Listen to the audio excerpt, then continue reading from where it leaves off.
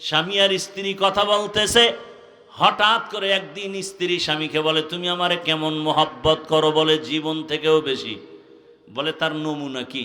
বলে, তুমি যা চাইবা তাই দিব, তুমি আমার জীবন, তুমি আমার মরণ।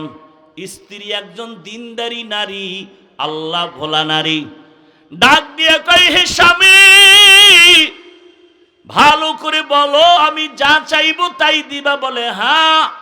এইবার স্ত্রী পরীক্ষামূলক বলে, ও স্বামী আমার, আমি যদি চাইলেই দাও, দেরি না করো তো আমারে 3 তালাক দিয়ে দাও। কয় তালাক? স্বামী খুশি? স্বামী বলে, এটা তো দেওয়ার জন্য বলি না। বলে, ওয়াদা করছো, যা চাইবো তাই দিবা, দাও, তালাক দাও। দুইজনের ভেতরে মৃদু তর্ক শুরু হয়ে গেল। সমাধানের জন্য জামানার নবীর দরবারে রওনা। রাস্তার মাঝে যাইয়া হঠাৎ স্বামী বেচারা রাস্তায় পড়ে গিয়া পা ভেঙ্গে গেছে। নুজহাতুল মাজালিসের মধ্যে ধৈর্যের বয়ানে ঘটনা আছে। ওই আল্লাহর বান্দা যখনই পা ভেঙ্গে চিৎকার শুরু করে, আল্লাহ তুমি আমারে মুসিবত থেকে বাঁচাও। স্ত্রী হাতটা ধইরা বলে, নবীর দরবারে যাব না, বাড়ি লও। বাড়িতে যাইয়া স্ত্রী ডাক দিয়া কয়, স্বামী, আমি যে তালাক চাইছিলাম সে কথা উড্ড করে নিলাম, তালাক লাগবে না। স্বামী বলে, বিবি চাইলা কেন, আবার চাওয়ার পরে ফিরাইয়া নিলা কেন? এবার বিবি ডাক দিয়া কয়, স্বামী আমার, তুমি কি রসুলের হাদিস শুনো নাই? রহমতের নবী বলছেন, মাইয়ুরিদিল্লাহু বিহি খাইরান ইউসিব মিন, আল্লাহ যারে বেশি আদর করে, মোহাব্বত করে, তারে মুসিবতের পরীক্ষা নেয়। আমি আমার বাবার ঘর মায়া ছাড়িয়া তোমার সংসারে আসছি খেদমত করার জন্য। এত বছর তোমার সংসার করলাম, একটা দিন কোনো মুসিবত দেখলাম না, কোনো কান্না নাই, হা হুতাশ নাই। বুঝলাম যেখানে মুসিবত নাই ওখানে আল্লাহর রহমত নাই। এজন্য কইছি ঘরে থাকবো না, যেখানে রহমত নাই ওখানে আমিও নাই। কিন্তু আল্লাহর কুদরত, যখন তুমি রাস্তার মাঝে গিয়া পড়ে গিয়া পাটা ভেঙে ফেলেছ, তখন তোমার কান্না শুরু হয়েছে। মুসিবত এসে গেছে। মুসিবত যেখানে আছে রহমতও সেখানে আছে, আমিও সেখানে আছি। এ কারণে তালাক চাইয়া আবার ফিরায় নিয়েছি।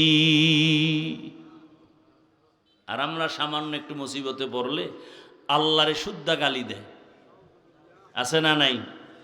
আল্লাহ হেদায়াতের দৌলত দান করেন।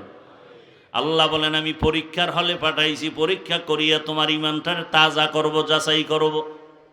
আল্লাহর কাছে সাহায্য চাওয়ার জন্য 2 জিনিস লাগবে, ধৈর্য আর নামাজ।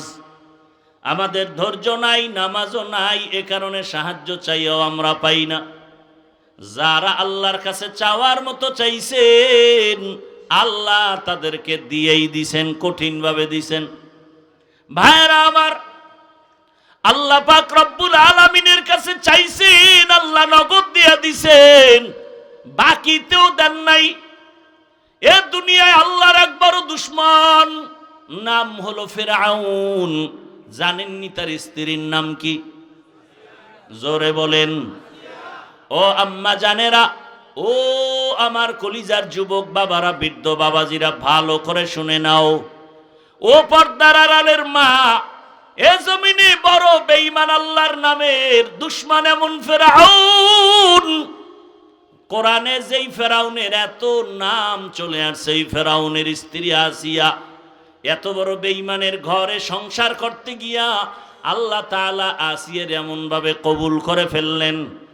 আসিয়ার ব্যাপারে রহমতের নবী বলেন, কিয়ামতের দিন জান্নাতে আসিয়ার সাথে আমি মুহাম্মদের বিবাহ হবে। আরো আস্তে করে বলেন। কেমন নারী! ও পর্দার আড়ালের মা বোনেরা, ও আম্মা জানেরা, আপনাদের মতো কত মা এই এলাকায় এখনো আছে, বেপর্দায় চলে না, নামাজ ছাড়ে না, মোবাইলে সময় নষ্ট করে না, স্বামীর মাল খেয়ানত করে না। আম্মা জানেরা, আপনারা কি পারবেন না একজন ভালো নারী হবেন? ও যুবক বাবারা, আমি তোমাদেরকে যতই বয়ান করি, আমি কিন্তু কথা বলি না আমার মতো টুপিওয়ালা বড় হুজুর হয়ে তসবিহ হাতে নাও, স্কুল বন্ধ করে মাদ্রাসায় যাও, আমি এ কথা কিন্তু বলি নাই, আমি অন্তর থেকে বলি, আমার দেশে মাওলানা মুফতি মুহাদ্দিসের অভাব নাই, আমার দেশে আদর্শ ডাক্তারের দরকার, আমার দেশে আদর্শ ইঞ্জিনিয়ারের দরকার, আদর্শবান ডিসি এসপি ওসির দরকার। আজ আমার দেশের প্রত্যেকটা থানা জেলার ওসি ডিসি এসপি যদি 5 বেলার নামাজি হতো, কোরআনের বয়ান চলতো, কোন সুদখোরের থেকে অনুমতি নেওয়ার প্রয়োজন হতো না। অতএব তুমি ডাক্তার হও, দোয়া করি, ইঞ্জিনিয়ার হও, প্রফেসর হও, কিন্তু আল্লাহর মোহাব্বত নিয়ে নবীর আদর্শের মালা গলায় লাগাও। তোমার মতো যুবক তোমাদের চোখের সামনে কি নাই? স্কুলে পড়ে, কলেজে পড়ে, নামাজও পড়ে নাই? বলো তুমি কেন পারবা না রে বাবা? তোমার মতো কত যুবক র্যাব, আর্মি, পুলিশ, বিডিআর এর চাকরি করে, নামাজ ছাড়ে না। তোমার বিবেকটাকে জিজ্ঞাসা করো, তুমি কেন পারবা না? তোমার মতো যুবক তাকায় দেখো, আজকে রাস্তায় গাড়ি চালায়, নামাজ পড়ে, তুমি বিবেকটাকে জিজ্ঞাসা করো, তুমি কেন পারবা না? তোমার মতো জেনারেল লাইনের সন্তান কৃষি কাজ করে, নামাজ পড়ে, নদীর মধ্যে মাছ ধরে, নামাজ পড়ে, ব্যবসা করে, নামাজ পড়ে, ডাক্তার, প্রফেসর, ইঞ্জিনিয়ার, নামাজি অভাব নাই। ও আল্লাহর বান্দারা, একটু চিন্তা করো, কয়দিন আর আশা পূরণে গুনার পথে দৌড়াবা? মনের শখ মিটাইয়া, মনের আশা পূরণে কত গুনাহ করেছো। মনে চাইছে পার্কে যাবা, দৌড়ায় গেছো। মনে চাইছে সারা রাত মোবাইল চালাবা, চালাইছো। মনে চাইছে নামাজ পড়বা না, পড়ো নাই। মনে চাইছে তুমি দাড়ি রাখবা না, রাখো নাই। আর কয়দিন, এখনো কি আশা পূরণ হয় নাই?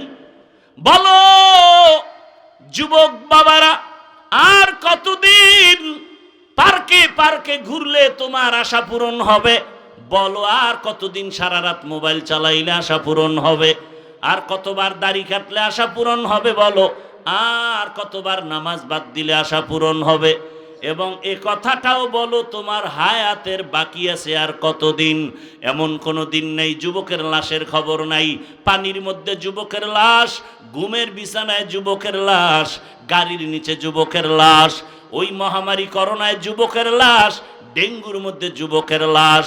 মাত্র কয়েক মাস আগের ঘটনা, বিদেশ থাকিয়া টাকা স্বর্ণ নিয়ে আসছে বাড়িতে, আনন্দ বিবির জন্য অলংকার।